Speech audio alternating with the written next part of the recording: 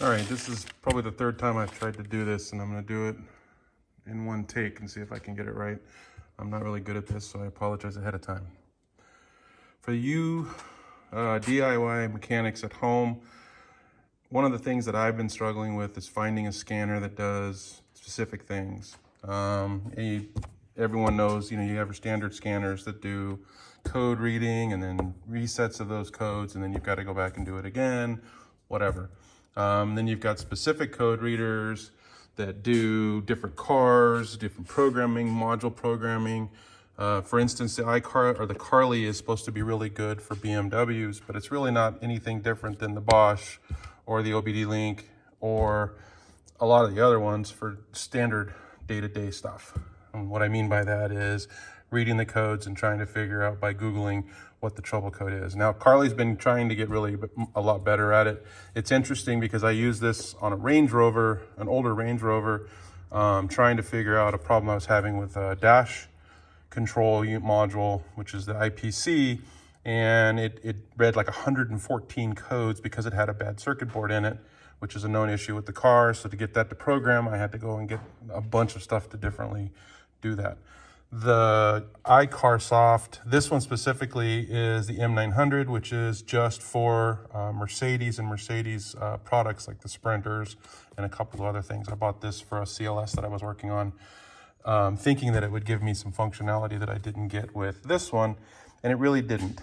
I went on Craigslist or eBay, I think it was eBay, and got this. I got it used. I think I paid too much for it. It was like 900 bucks, and I think I could have got it new for the same price. This is a Autel MaxiSys Mini. It's probably the most limited. I think they even stopped selling it. If not, let me know in the comments. I've been using this pretty much for a while now, and I like it for, day-to-day stuff, especially for the bidirectional. What I thought I was going to be able to do with it is program modules. I can't. There are a couple of functions I can do, but it's very limited. So then I was getting smart, and I thought, well, if I buy this Autel J2534 pass-through device and plug it into it without contacting them first and saying, hey, can I do that? This doesn't support it. So it does do a couple of things to help me, but yeah, it doesn't do everything I needed. What I did learn, though, is this device by far is probably one of the best pass-through devices I've used, and I've tried quite a few of them. This is a Mongoose. This one's got a problem. It came with a problem. It's mispinned, so it's being returned. They're supposed to be doing an RMA to give me another one. This one was the same thing. This was a recommendation from a couple of forums for when you're doing Range Rover and Jaguar configurations and module resets. This is the #1 tool. I don't know if you guys can see that up close. This one has a problem too. So this is made in London or Europe somewhere. This is made, no idea, probably China. Their tech support is basically email only. It requires an application that you run on a laptop. I either use a Surface for this one, which is using SDDD, which is the Jaguar Range Rover software for programming all the vehicles, trouble codes and whatnot. Really good application, easy to use. It's pretty much a self-explanatory walkthrough. But again, I thought it was going to work with the Autel, and it didn't. Now let's go back over here to the cheaper stuff. I'm really frustrated with this thing because it's got a very short return window. It does nothing unless you're with BMWs.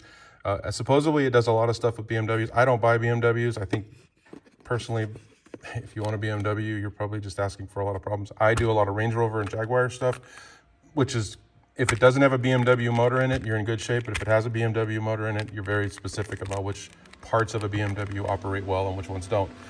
I thought the same thing for this OBD Link. Complete, again, if it's just an ODB reader you want, this one has been probably the most flawless one I've used. It reads, it does factory read, OEM stuff, and it does generic. And it's just worked over and over again. And I've been really happy with it. But when this is something I can't use, then I come back over to this. Because this is bidirectional. This is not bidirectional.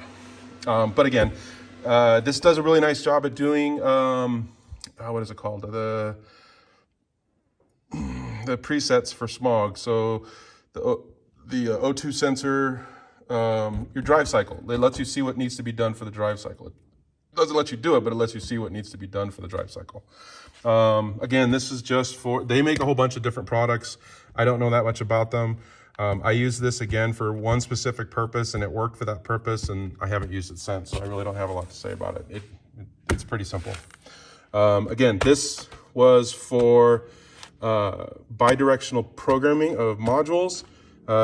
When you plug it in, it was a known issue. Support was really good about it. They're giving me an RMA within a couple of hours of getting it. I plugged it in, and it immediately, like within seconds, drained my battery on the car with a battery maintainer. The maintainer couldn't keep up with what this was doing to the battery. It was really bizarre. Contacted support. They reached out to me and said it's probably a mispin or misconfigured. So they're RMAing it. They were going to send me another one, but I didn't have time to wait. That's why I bought this one.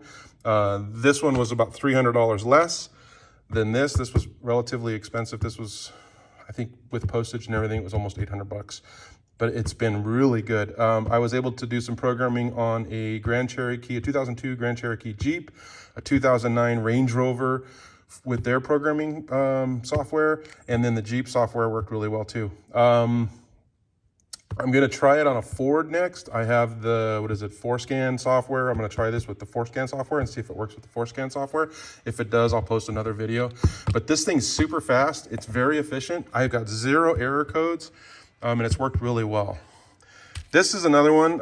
It's mispinned, so it doesn't see 3 modules correctly, so it says that they're broken. And what I mean by that is it comes back and says there's a problem communicating with your module.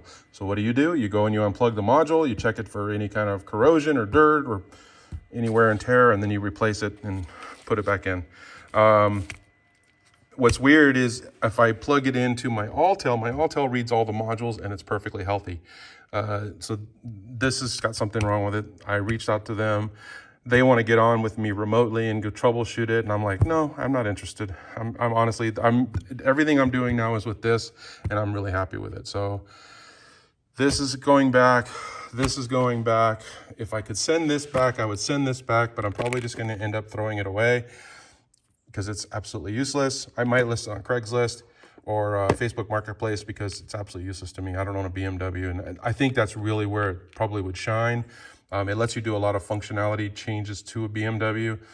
I don't know if it works on other cars, but I know it does a lot with a BMW. I bought this because I broke down in my Corvette and I couldn't figure out what was wrong with it. We were somewhere and this was the only one they had, so I grabbed this and used it. It works really well. It just doesn't always connect, and it does some weird stuff after the fact. So I've never used it since then. This was bought thinking I could use it for some programming and some other stuff because there's a bunch of applications. Supposedly, I think I bought it for ForeScan, and it didn't work. So I guess that's about it. If there's comments or want to know more about any of the modules that I have or any of the components that I use, or if you guys have a better recommendation, please let me know. But so far, this has been the winner.